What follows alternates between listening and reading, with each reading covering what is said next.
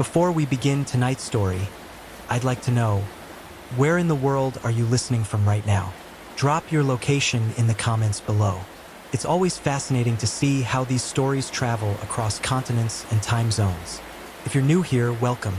We specialize in true crime stories told in a calming voice, accompanied by gentle rain, sounds to help you drift off to sleep. If you enjoy tonight's mystery, please consider subscribing to the channel and hitting that notification bell. And if you're feeling generous, a like on this video helps us tremendously.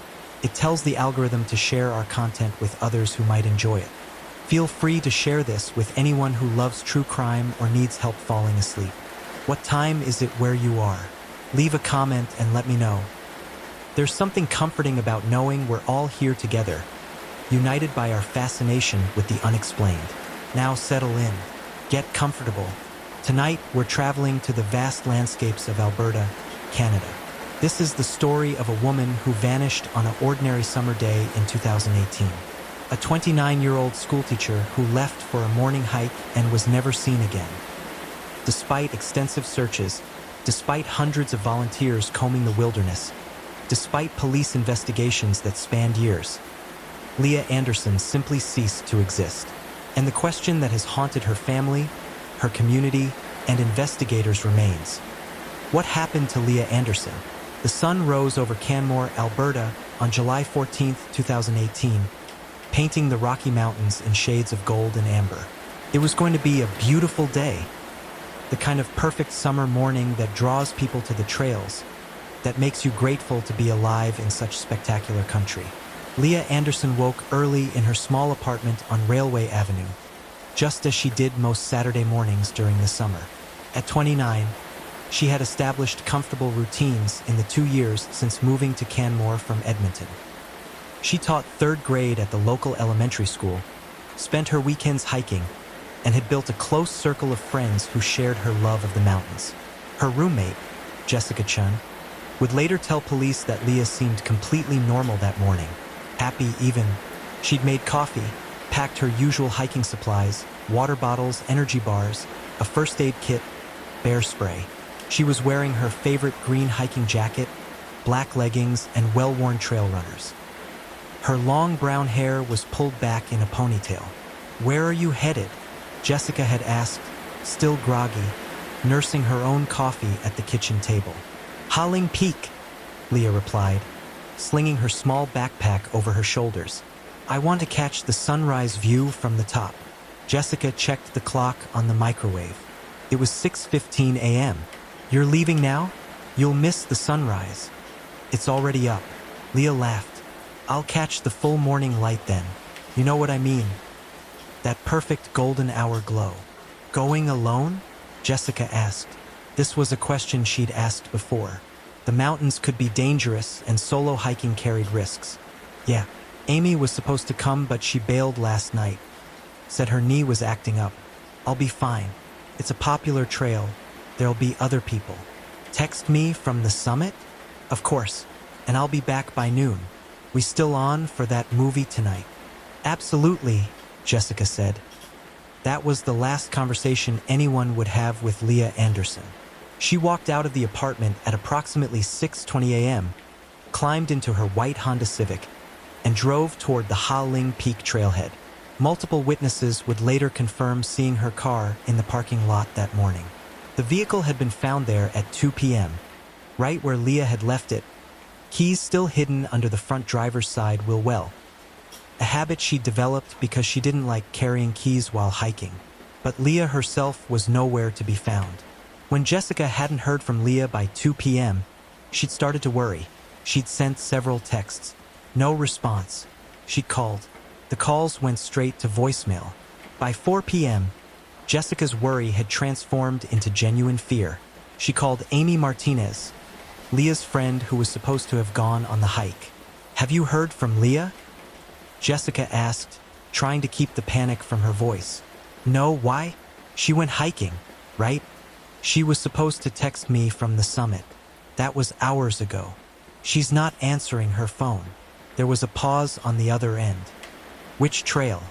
"Aling. That's only about a 2-hour round trip," Amy said. and now her voice carried concern too. She should have been back ages ago. The two women made some quick calls to other friends, to local emergency contacts. No one had heard from Leah. At 5:30 p.m., Jessica made the call she'd been dreading. She contacted Kananaskis Public Safety, the organization responsible for mountain rescue operations in the area. The dispatcher took down the information calmly, professionally. A 29-year-old experienced hiker, overdue by several hours on Ha Ling Peak. The dispatcher assured Jessica that they would send a team to investigate immediately. What Jessica didn't know was that this call would trigger one of the most extensive search operations in Alberta's history, because Ha Ling Peak, while popular and well-traveled, sits in terrain that can be unforgiving. And experienced hikers can still get into trouble. A twisted ankle can become life-threatening if you're alone. If weather turns, if night falls before you can get back to safety. The initial search team reached the Ha Ling trailhead by 6:45 p.m. They found Leah's car exactly where it was supposed to be. They began hiking up the trail, calling her name, looking for any signs of distress or accident. Other hikers coming down were stopped and questioned. Had anyone seen a woman in a green jacket, hiking alone? Some had. A couple from Calgary said they'd passed a woman matching Leah's description around 7:30 a.m., about halfway up the trail. She'd been hiking at a good pace, had seemed fine, had even smiled and said good morning. A solo male hiker said he'd seen someone who might have been Leah near the summit around 8:15 a.m., though he couldn't be completely certain. There had been several people at the top that morning, and he hadn't paid close attention to individuals. But after that, the sightings stopped. No one remembered seeing Leah coming back down. No one recalled passing her on the descent. It was as if she'd reached the summit and then simply vanished into the mountain air. As darkness fell over the Rockies that evening, search teams with flashlights and headlamps continued combing Ha Ling Peak. They reached the summit, searched the surrounding areas, looked for any sign of where Leah might have gone. They found nothing. No torn clothing caught on branches. No dropped items. No signs of a struggle or a fall. No blood. No disturbed earth. No indication that anything had gone wrong. By midnight, the temperature had dropped to near freezing. If Leah was injured somewhere on the mountain, exposure was becoming a critical concern. The search coordinator made the difficult decision to pull teams back until morning.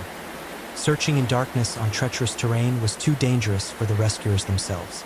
They would resume at first light with expanded resources.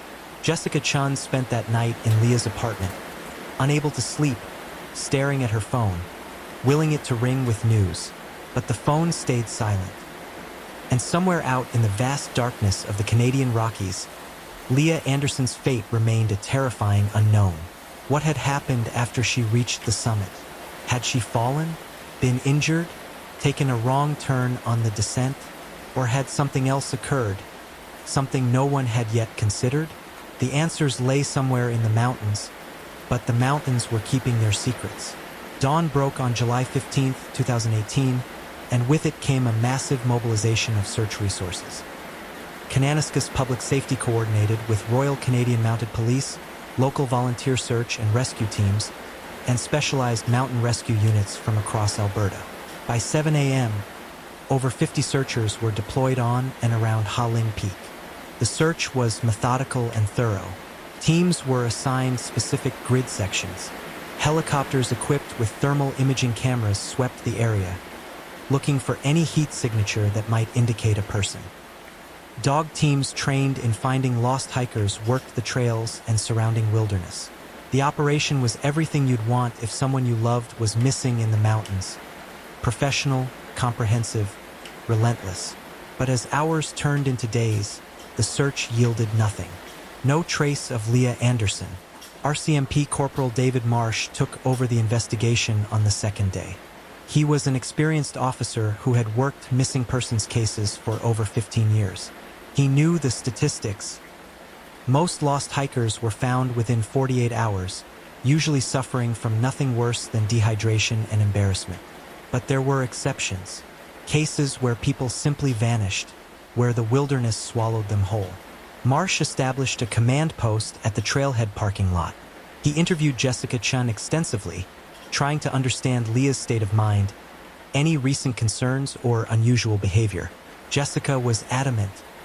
Leah had been completely normal, happy, planning for the future. She'd just signed a new contract with the school for the upcoming year. She'd been talking about a trip to Japan she wanted to take in the spring. There was no indication she was depressed or contemplating harming herself. Leah loved her life, Jessica said, tears streaming down her face. She loved these mountains. She wouldn't just disappear on purpose. Marsh also interviewed Amy Martinez, the friend who was supposed to have accompanied Leah. Amy was racked with guilt. If I'd gone with her, this wouldn't have happened, she kept saying. Whatever happened, it wouldn't have happened if she wasn't alone. Marsh tried to reassure her that she wasn't to blame, but he understood the guilt. In missing persons cases, the people left behind always tortured themselves with what-ifs. The search expanded beyond Ha Ling Peak itself. Nearby trails were examined. Could Leah have gotten disoriented and ended up on a different path? Mount Lawrence Grassy, the Goat Creek Trail, the Spray Lakes area, teams searched them all. Drones equipped with high-resolution cameras photographed vast swaths of terrain, and volunteers examined the images for hours, looking for any anomaly, any splash of color that might be Leah's green jacket. Local news media picked up the story. Television reporters broadcast from the search area. Newspapers ran articles with Leah's photograph. A pretty young woman with warm brown eyes and a bright smile, wearing that green hiking jacket in a photo taken just weeks before her disappearance. The story resonated with people across Canada. She could have been anyone's daughter, sister, friend. The mountain community rallied. Volunteers poured in from across Alberta. Some were experienced search and rescue professionals. Others were simply concerned citizens who wanted to help. At the height of the operation, over 200 people were involved in the search, covering an area of approximately 50 square kilometers. Leah's parents, Richard and Patricia Anderson, drove down from Edmonton on July 16th. Corporal Marsh met with them at the command post, a meeting he would later describe as one of the most difficult of his career. How do you tell parents that their daughter has vanished without a trace? That despite every resource being deployed, despite the best efforts of hundreds of people, you have no answers? Richard Anderson was a retired engineer, analytical and precise. He wanted details, exact search areas, methodologies, what evidence had been found or ruled out. Patricia Anderson, a nurse, asked different questions. Was Leah suffering? Was she scared? Was she calling for help somewhere that no one could hear? Marsh couldn't answer any of their questions satisfactorily. The truth was, he had no idea what had happened to Leah Anderson, and that uncertainty was torture for everyone involved. On July 18th, the fourth day of the search, a small breakthrough occurred. A hiker reported finding a water bottle on a scree slope approximately 300 meters from the Ha Ling Peak summit. The bottle was a distinctive purple color with stickers on it. Jessica identified it immediately. It was Leah's. She'd had that bottle for years, had covered it with stickers from national parks she'd visited. The discovery gave the search teams a specific location to focus on. The scree slope was on the north side of Ha Ling, not on the standard trail route. It was terrain that hikers sometimes traversed if they wanted to explore or were attempting to reach a different viewpoint. But it was also treacherous, loose rock, steep angles, easy to slip on. Teams scoured the area around where the water bottle was found. They looked for signs that Leah had fallen, that there had been a rock slide, that she'd been injured. They rappelled down cliff faces below the scree slope, searching crevices and overhangs where a body might have fallen. They found nothing, no other belongings, no signs of blood or disturbance, just the water bottle sitting on the rocks as if it had been placed there deliberately. How had the bottle ended up there? Had Leah set it down while exploring and then moved on? Had she dropped it while scrambling across the scree? Or had someone else moved it there after the fact? The discovery raised more questions than it answered. As the search entered its second week, the reality of the situation began to sink in. Despite the unprecedented effort, despite the technology and expertise and sheer determination of hundreds of people, Leah Anderson remained missing. The wilderness had taken her, and it was refusing to give her back. On July 25th, after 12 days of intensive searching, Kananaskis Public Safety made the difficult decision to scale back operations. Active searching would be reduced to intermittent follow-up investigations based on any new information. The reality was that they had searched everywhere they could reasonably search. If Leah was on Ha Ling Peak or in the immediate surrounding area, they would have found her. The announcement devastated Leah's family and friends. Scaling back felt like giving up, even though logically they understood that resources were finite, that searchers couldn't stay in the field indefinitely. But emotionally, it felt like abandonment, like they were leaving Leah out there alone. Jessica Chun spoke to reporters, her voice breaking. "Please don't forget about Leah. Please keep looking. She's out there somewhere. She needs to be found. She needs to come home." But where was she? That was the question that tormented everyone involved. If Leah had fallen or been injured on Ha Ling Peak, the searchers would have found evidence. If she'd become lost and disoriented, she would have been located by the aerial searches and thermal imaging. If she'd been attacked by wildlife, a bear or a cougar, there would have been signs of struggle, blood, torn clothing. Instead, there was nothing, just a water bottle on a scree slope and 1,000 unanswered questions. Corporal Marsh lay awake at night, running through possibilities. Had Leah staged her own disappearance? It seemed impossible. Her life was good. She had no debts or troubles that anyone knew of, and her belongings and identification were still in her apartment. Had she been abducted from the mountain? By whom? For what purpose? The timing would have been nearly impossible. She'd been seen near the summit in broad daylight on a popular trail. Abducting someone under those circumstances without witnesses would require remarkable audacity or luck. The most likely scenario, Marsh believed, was that Leah had suffered some kind of accident. Perhaps falling into an area that the searchers had somehow missed, perhaps being buried by a rock slide, perhaps slipping into a crevice or water feature that wasn't visible from above. The mountains were vast and unforgiving. They could hide a person frighteningly well. But believing something and proving it were two different things. Without evidence, without a body, without any concrete indication of what had occurred, the disappearance of Leah Anderson remained an open wound for everyone who knew her and for the community that had tried so hard to bring her home. As the physical search wound down, Corporal Marsh shifted his focus to the investigative aspects of the case. He began digging into Leah's life with the thoroughness that missing persons cases demand. Sometimes, understanding where someone is requires understanding who they are. Leah's digital footprint was examined.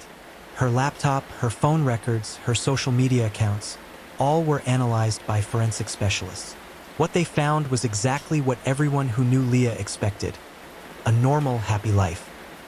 Her social media showed hiking photos, pictures with friends, classroom decorations from her teaching job. Her text messages and emails were mundane: plans with friends, communications with family, school-related correspondence. There was no indication of depression, no secret relationships, no hidden debts or threats. The digital investigation revealed nothing except that Leah Anderson had been exactly who she appeared to be. A well-adjusted young woman who loved teaching, loved the outdoors, and had no reason to vanish from her life. But then, in early August, something odd emerged. A woman named Sarah Mitchell contacted the RCMP tip line. She said she'd been hiking on the Spray Lakes Trail on July 14th, the same day Leah disappeared, though on a different trail system about 15 kilometers away. Around 10:30 a.m., she'd encountered a man who had made her uncomfortable. He was just standing off the trail, Sarah told the investigator who called her back. Not hiking, not taking photos, just standing there watching people go by. When I passed him, he didn't acknowledge me or move. He just stared. It gave me the creeps. The investigator asked Sarah to describe the man. Mid-40s, she said. Average height, maybe 5'10". Wearing dark clothing, which was unusual for summer hiking. He'd had a large backpack, bigger than typical for a day hike. And he'd been near a junction where the Spray Lakes Trail connected to several other paths. "Why are you calling now?" the investigator asked. "This was 3 weeks ago. I didn't think it was relevant," Sarah said. "I figured he was just weird, you know? But then I saw the news about that missing teacher. and I started thinking, what if? What if that guy had something to do with it? I know it's probably nothing, but I couldn't stop thinking about it. Marsh took the tip seriously. He had Sarah work with a sketch artist to create a composite of the man she'd seen. The result was distributed to local media and posted on the RCMP's website. The caption read, "Person of interest in Leah Anderson disappearance. If you recognize this individual or saw him on July 14, 2018, please contact RCMP immediately." The response was immediate and overwhelming. Dozens of people called in, claiming to recognize the man. He was a local. No, he was a tourist. He worked at a gas station in Canmore. No, he was unemployed. He'd been spotted on various trails.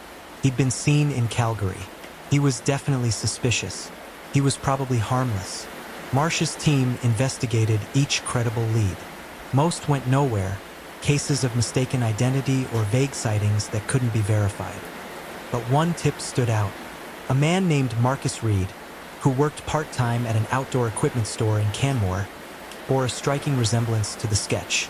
Reed was brought in for questioning on August 12th. He sat in the interview room at the Canmore RCMP detachment, nervous but cooperative. Yes, he acknowledged he sometimes hiked alone. Yes, he'd been in the Kananaskis area on July 14th, but he'd been nowhere near Ha Ling Peak. "Where were you?" Marsh asked. "Spray Lakes Trail." "I was bird watching." "Were you near the junction where Spray Lakes connects to other trails?" Reed hesitated. "Possibly. I moved around quite a bit that day." "Did you see anyone who seemed lost or in distress?" "No. I wasn't really paying attention to other hikers. I was focused on the birds." Marsh pressed him about his background. Reed was 43, single, worked part-time at the outdoor store and part-time as a freelance photographer. He'd lived in Canmore for 7 years. He had no criminal record. He seemed like an ordinary, somewhat socially awkward man with interests in nature and photography. "Did you know Leah Anderson?" Marsh asked. "No. I mean, I saw her picture on the news after she went missing. But I never met her." "You're sure about that?" "Yes, I'm sure." Marsh had Reed's electronics seized for forensic examination. His computer, his phone, his cameras. If Reed was involved in Leah's disappearance, there might be evidence. Photos taken near Ha Ling Peak. Internet searches about the case. Something incriminating. The forensic analysis took 2 weeks. When the results came back, they cleared Marcus Reed of any involvement. His phone's GPS data showed he'd indeed been on the Spray Lakes Trail on July 14th, miles from Ha Ling Peak. His computer showed no suspicious searches. His photos from that day were all of birds and landscapes, time-stamped and geotagged to locations far from where Leah disappeared. Sarah Mitchell was asked to view a photo lineup that included Reed. She couldn't positively identify him as the man she'd seen. "It might be him," she said uncertainly, "but I'm not sure. I only saw the guy for a few seconds." Reed was released without charges. He had been, as Marsh suspected, simply an awkward man who happened to be in the wrong place at the wrong time, hiking in a way that seemed suspicious to one observer. He was not connected to Leah Anderson's disappearance. But the incident illustrated a frustrating aspect of the case. There were so many possible scenarios, so many threads to investigate, and most of them led nowhere. The investigation was consuming enormous resources and producing no results. In September 2018, Marsh authorized another search of the Ha Ling Peak area, this time with cadaver dogs specially trained to detect human remains.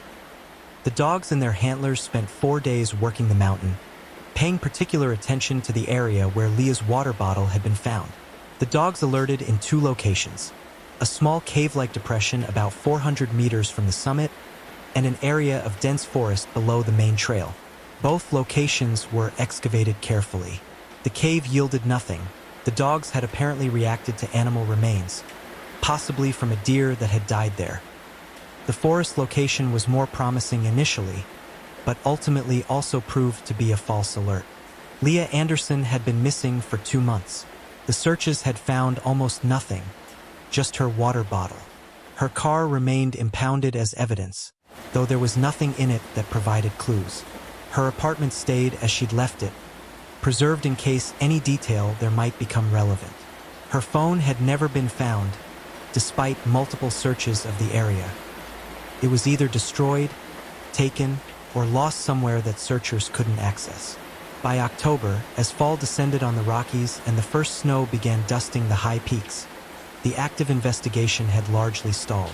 Marsh continued following up on tips that came in, occasional reported sightings of Leah, always in different locations, always unverified. Someone claimed to have seen her in Banff. Another report placed her in Vancouver. A psychic called to say that Leah's spirit had visited her in a dream, saying she was among the trees. None of it led anywhere. Leah's family offered a $50,000 reward for information leading to her whereabouts. The reward generated more tips, but still no breakthrough. The case was becoming what Marsh dreaded most. A cold case, a mystery that might never be solved, a family that might never have closure. In December 2018, 6 months after Leah's disappearance, a backcountry skier made an unexpected discovery on Mount Lawrence Grassy, a peak adjacent to Ha Ling. The skier, a man named Trevor Walsh, was exploring an area of forest below the tree line when he noticed something unusual. What appeared to be items of clothing partially buried in snow and leaves. Walsh approached carefully. As he got closer, he realized he was looking at a small pile of women's clothing. A green jacket, black leggings, hiking socks, sports undergarments. The clothes were weathered, had clearly been exposed to elements for months, but they were neatly folded and stacked. Walsh immediately contacted authorities. The location was about 3 kilometers from Ha Ling Peak, in an area that had been searched but not intensively. It was off the main trail systems and in terrain that seemed unlikely for a lost hiker to end up. RCMP officers and search teams reached the location by late afternoon. The clothing was photographed in situ before being carefully collected as evidence. Jessica Chin was asked to identify the items. Through tears, she confirmed that the green jacket was definitely Leah's. She recognized a small repair on the left sleeve where Leah had sewn up a tear. The other clothing items were consistent with what Leah had been wearing, though positive identification would require further analysis. But here's what made the discovery so disturbing. The clothing was neatly folded, not scattered, not torn or damaged in ways that would suggest an animal attack or a traumatic accident. Someone had carefully removed these clothes and arranged them in a pile, either Leah herself or someone else. Corporal Marsh stood in the snowy forest, looking at the empty space where the clothes had been, and felt a chill that had nothing to do with the December temperature. The neat folding suggested consciousness, deliberation. It suggested that whatever had happened to Leah Anderson hadn't been a simple accident. He authorized another massive search of the area around where the clothes were found. Teams spent days combing through the forest, the ravines, the cliffs. They were looking for a body now, not a lost hiker. The discovery of the clothes removed any remaining hope that Leah might be found alive. The clothes were sent to forensic labs for analysis. Investigators looked for DNA evidence beyond Leah's own. They looked for traces of blood, for fibers that might indicate contact with another person or a vehicle, for anything that might provide a clue. The results came back in January 2019. The clothing contained only Leah's DNA. There were no signs of violence, no blood, no tears except the pre-existing repair. There were environmental trace elements, soil, plant material, water damage, consistent with the items having been exposed to weather for several months. But there was one odd finding. Forensic botanists who examined plant material found on the clothes identified species that didn't grow at the elevation where the clothes were discovered. The plant traces suggested the clothes had been at a significantly lower elevation, possibly in the valley floor area, before ending up on Mount Lawrence Grassy. This finding opened up a troubling new scenario. Had Leah gone down to the valley after her hike? Had she met someone there?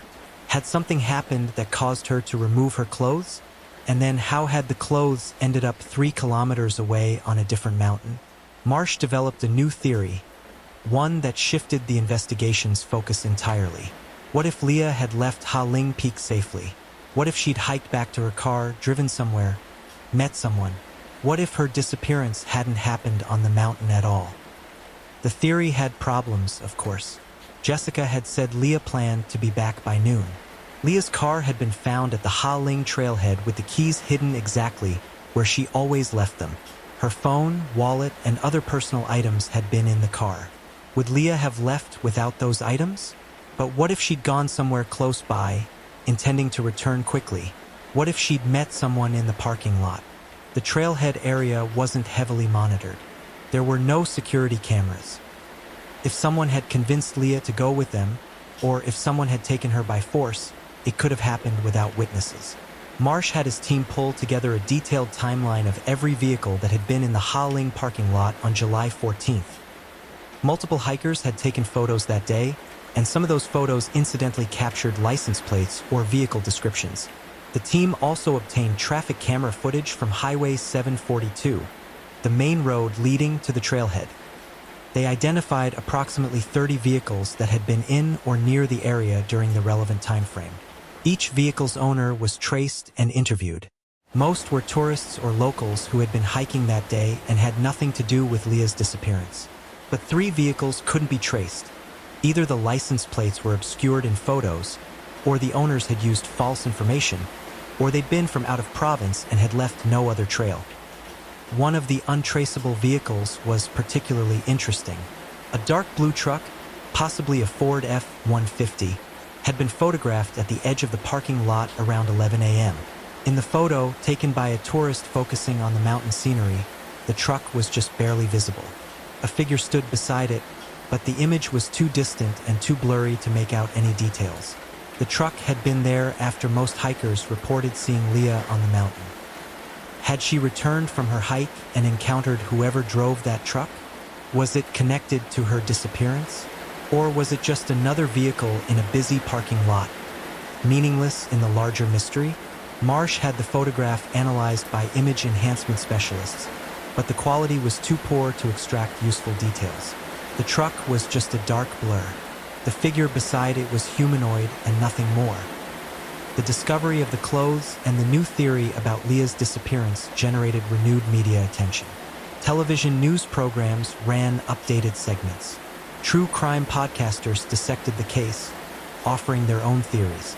The story of Leah Anderson's vanishing had taken a darker turn, from a hiking accident to something potentially more sinister.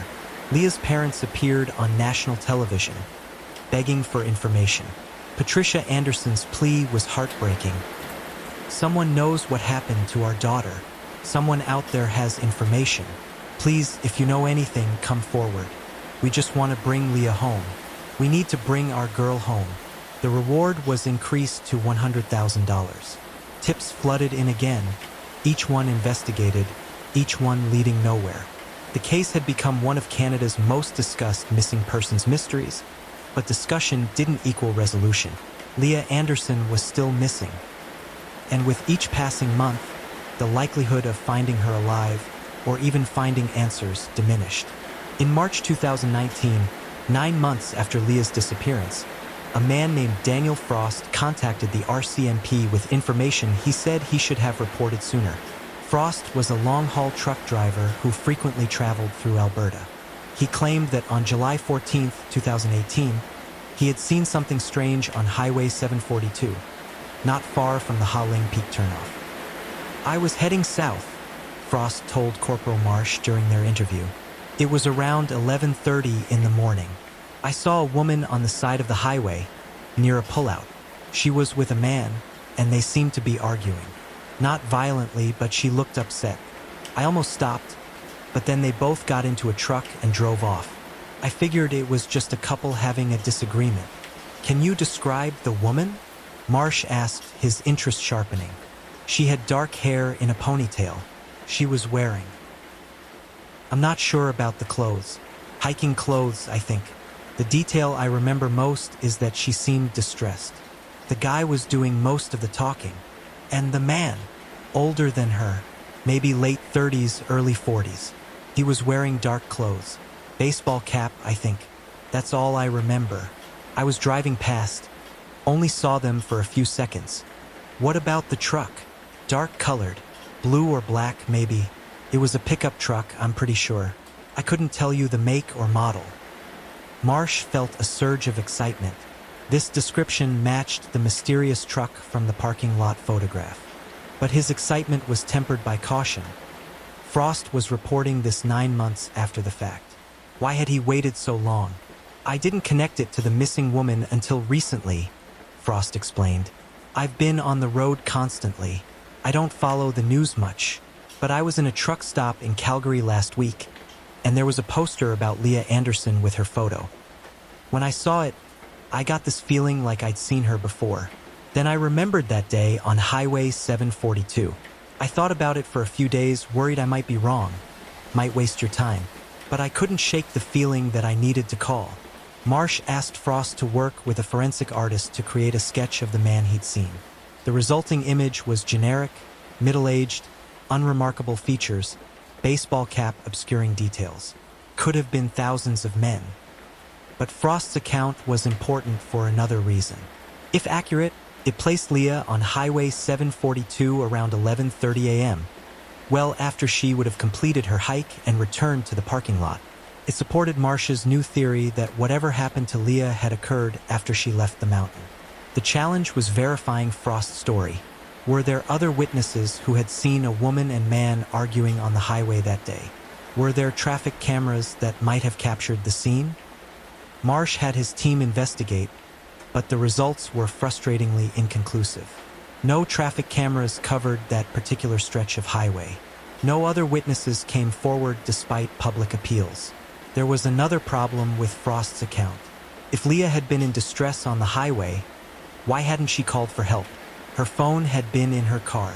Unless she hadn't returned to her car.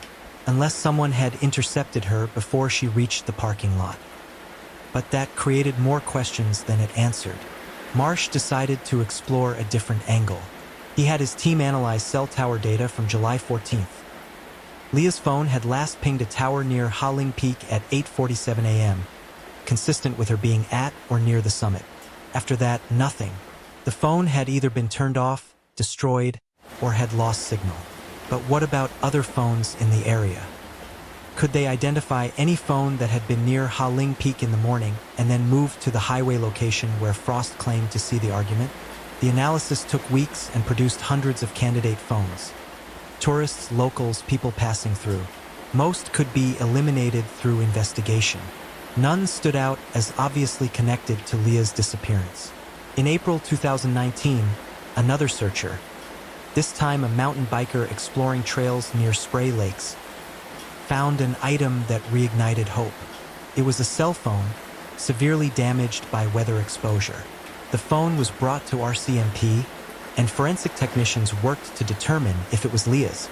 The phone's internal identification had been corroded by water damage, but they were able to extract partial data. The phone had last been active on July 14, 2018. Location data showed it had been at Ha-Ling Peak in the morning, then had moved toward Highway 742, then had stopped transmitting around noon. The location where it stopped transmitting was approximately where Daniel Frost claimed to have seen the arguing couple. Was this Leah's phone? The timing and location were right, but forensic analysis couldn't definitively confirm ownership. The damage was too extensive. The phone had been exposed to water, possibly deliberately submerged and then thrown away. Attempts to recover additional data failed. Marsh authorized another search of the area where the phone was found. If Leah had been there, if something had happened there, there might be other evidence. Teams spent days searching, looking for any sign of disturbance, any indication of violence, any clue that would finally answer what happened. They found nothing. The wilderness had absorbed whatever secrets it held, and it was keeping them.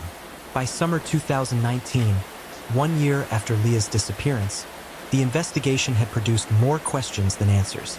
The neat pile of clothing on Mount Lawrence Grassy. The unidentified truck in the parking lot. Daniel Frost's account of the arguing couple. The damaged phone found miles from where Leah was supposed to have been. None of it formed a coherent narrative. None of it pointed definitively to what had happened. Corporal Marsh held a press conference on the 1-year anniversary, updating the public on the investigation. He acknowledged they still had no definitive answers but assured everyone that the case remained active, that new leads were still being investigated. "We will not give up on Leah Anderson," Marsh said. "We owe it to her family, to her community, to Leah herself to find the truth. Someone out there knows something, and we're asking that person, whoever you are, to find the courage to come forward." But the person with answers, if such a person existed, remained silent. And Leah Anderson remained missing, somewhere in the vast wilderness of Alberta, her fate unknown, her story unfinished. In October 2020, more than 2 years after Leah's disappearance, a development occurred that seemed like it might finally crack the case. A man named Kyle Brennan was arrested in British Columbia on unrelated charges, assault and uttering threats against a former girlfriend. While in custody, Brennan told a cellmate that he knew what had happened to Leah Anderson. The cellmate, hoping for leniency on his own charges, reported Brennan's comments to authorities. RCMP in BC contacted Corporal Marsh, who immediately arranged to interview Brennan. Brennan was 38 years old, with a history of minor criminal offenses and a reputation for instability.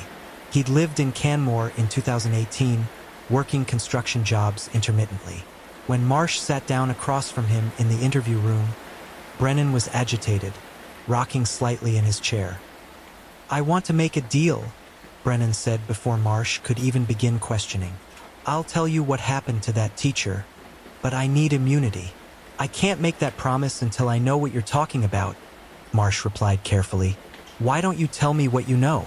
Brennan leaned forward. "I was there, on Ha Ling. I saw what happened to her. Tell me." And so Brennan told his story. According to him, he'd been on Ha Ling Peak on July 14, 2018, hiking alone. He'd reached the summit around the same time as Leah Anderson. There had been other hikers there too, but Brennan had noticed Leah because she was hiking alone and because, he claimed, she had been taking photos near a dangerous edge. "I saw her slip," Brennan said. "She was backing up to get a photo, and she stepped wrong. She went over the edge. I heard her scream, and then nothing. I went to look, and I could see her body down below in this crevice between rocks. She wasn't moving. Why didn't you report this?" Marsh asked, though he already suspected Brennan was lying. "I panicked. I had warrants out. If I reported it, I'd be arrested. So I just left. I figured someone else would find her eventually. If she fell into a crevice near the summit, the search teams would have found her. They searched that entire area. Maybe they missed it. It was a narrow opening between two big rocks. You couldn't see it unless you were right at the edge." Marsh pressed Brennan for more details. Exactly where was this crevice? What time had this happened? Had anyone else witnessed it? Brennan's answers were vague and contradictory. He couldn't pinpoint the location with any precision. His timeline didn't match other witness accounts. And most damning, when Marsh had him describe what Leah was wearing, Brennan got it wrong. He said she was wearing a red jacket, not green. "That's a detail that was in the news," Brennan corrected himself quickly. "I mean green. She was wearing green." But it was too late. Marsh knew Brennan was lying, making up a story based on what he'd read in news accounts. The question was why? Was Brennan seeking attention? Trying to manipulate his own legal situation? Or was there some grain of truth in his story that he was embellishing with false details? Marsh had Brennan's background thoroughly investigated. On July 14, 2018, Brennan had indeed been in Canmore. Phone records and witness accounts confirmed that. But there was no evidence placing him on Ha Ling Peak. His phone's GPS data showed he'd been in town that entire day.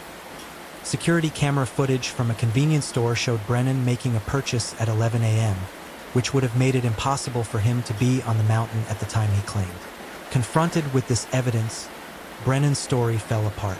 He admitted he hadn't actually been on Ha Ling that day. He'd heard about the case, had been thinking about it, had convinced himself he'd witnessed something. Or maybe, he suggested, he'd dreamed it. He'd been using drugs back then, he said. His memories were unreliable. Brennan was charged with public mischief for the false statement. The case against him for the assault in BC proceeded separately. But his confession about Leah Anderson was worthless. just another dead end in a case full of them. Yet the incident did prompt Marsh to consider something. What if someone had witnessed something on Ha Ling that day, something relevant to Leah's disappearance, but hadn't come forward for reasons similar to what Brennan described? Fear of legal trouble, not wanting to get involved, not realizing the significance at the time, Marsh authorized another appeal to the public, this time with specific assurances. If anyone had information about Leah Anderson's disappearance but was afraid to come forward because of outstanding warrants or other legal issues, they could contact investigators confidentially. Arrangements could be made. The priority was finding out what happened to Leah, not prosecuting minor offenses. The appeal generated responses, but nothing that broke the case. A few people came forward with minor observations they'd been afraid to report. Someone had seen a man acting strangely near the trailhead. Someone else had heard raised voices in the distance. Each lead was investigated. None produced results. By 2021, the investigation had largely stalled again. Marsh, now nearing retirement himself, handed the case off to a younger detective, Constable Sarah Kim. Kim approached it with fresh determination, reviewing every file, every witness statement, every piece of evidence. She noticed something that previous investigators had overlooked or dismissed. In the weeks before her disappearance, Leah had been searching online for information about wilderness survival. She'd looked at articles about emergency shelters, water purification, edible plants. Kim found this curious. Why would an experienced hiker suddenly be researching survival techniques? Kim interviewed Leah's friends and colleagues again, asking if Leah had mentioned planning any particularly challenging hikes, anything that might explain the searches. No one remembered anything. Leah's planned hike of Ha Ling Peak was routine for her, not a survival situation. The searches remained an unexplained anomaly, one more piece of a puzzle that refused to come together. And so we arrive at the present day, and the mystery of Leah Anderson's disappearance remains unsolved. It has been over 6 years since that July morning when she set out to hike Ha Ling Peak. 6 years of searching, investigating, hoping. 6 years of her family waiting for answers that never come. The case remains officially open. Tips still come in occasionally. Someone thinks they've seen Leah, someone has a theory, someone wants to help. Each tip is evaluated, though the urgency has faded. The truth is, after this much time, the likelihood of finding Leah alive is essentially zero. The investigation now is about finding her remains, about giving her family closure, about understanding what happened. But even that modest goal has proven elusive. The Canadian Rockies are vast, unforgiving, and secretive.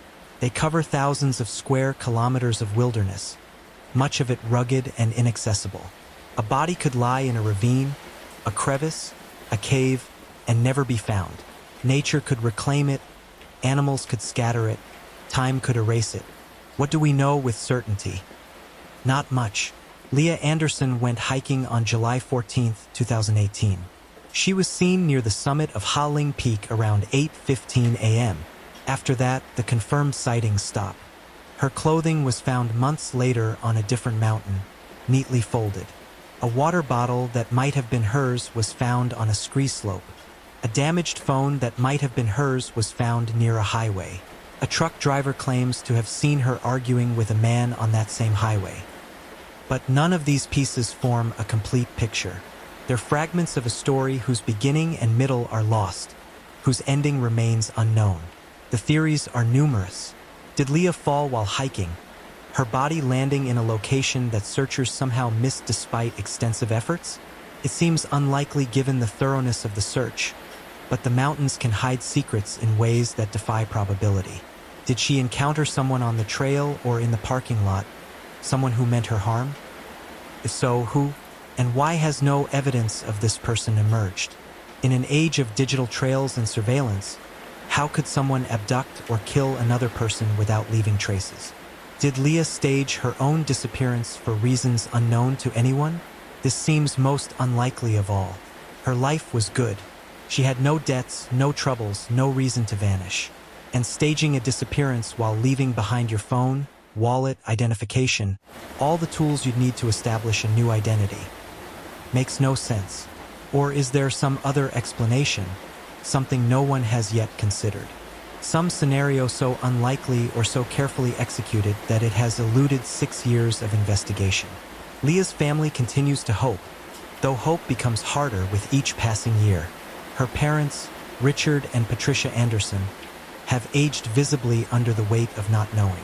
They've established a foundation in Leah's name that supports search and rescue operations in Alberta.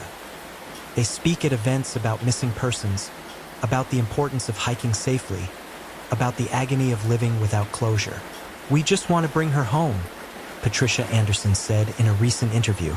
"Whether she's alive or whether we're bringing home her remains, we need to know. We need to be able to say goodbye. This not knowing, it's a special kind of hell.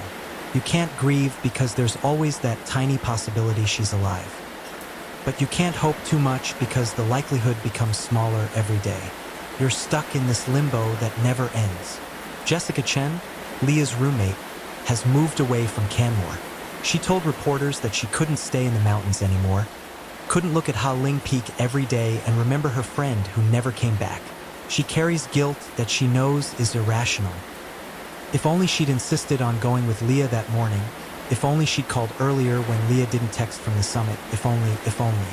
The hiking community in Canmore has been forever changed by Leah's disappearance.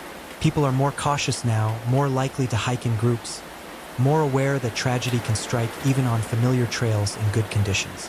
There's a memorial bench at the Ha Ling trailhead with a plaque that reads, "In memory of Leah Anderson. May the mountains she loved keep her safe until she's found." Constable Sarah Kim continues to work the case when new information comes in. She believes, though she can't prove, that Leah encountered someone after completing her hike, someone who meant her harm. The neatly folded clothing, the phone found miles from where it should have been, the truck driver's account of the arguing couple. All of it suggests human involvement, not a simple accident. But who and why? Those questions remain unanswered. Kim has interviewed hundreds of people, followed thousands of leads, examined every aspect of Leah's life and the lives of people around her. She's found nothing that points definitively to any suspect. The case has attracted attention from true crime enthusiasts and amateur investigators who post theories online, who discuss the evidence, who speculate about what might have happened. Some of these theories are thoughtful and plausible. Others are wild conspiracy theories with no basis in fact. But they all share one thing: they can't be proven. In 2024, documentary filmmakers released a 6-part series about Leah's disappearance. They interviewed everyone involved, presented all the evidence, explored every theory. The documentary ended the way all accounts of this case must end, with no resolution, only questions. There have been false hopes over the years. Remains found in the wilderness that turned out to be animal bones. Witnesses who claimed to have seen Leah, only for those sightings to be cases of mistaken identity. Anonymous tips that promised revelations but delivered nothing. Each disappointment takes a toll on Leah's family and friends. Each time they allow themselves to hope that maybe this will be the breakthrough, only to have that hope crushed, it becomes harder to keep going. But they do keep going because what other choice is there?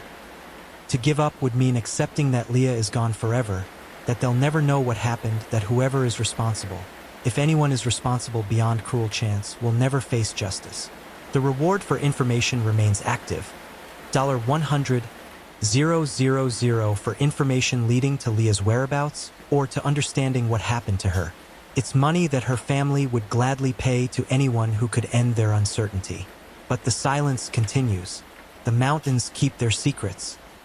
And somewhere in the vast wilderness of Alberta, Leah Anderson's story waits to be completed. Perhaps one day, a hiker will stumble upon something. Remains, evidence, some clue that finally makes sense of the mystery. Perhaps someone who knows what happened will find their conscience and come forward. Perhaps advancing forensic technology will allow investigators to extract new meaning from old evidence.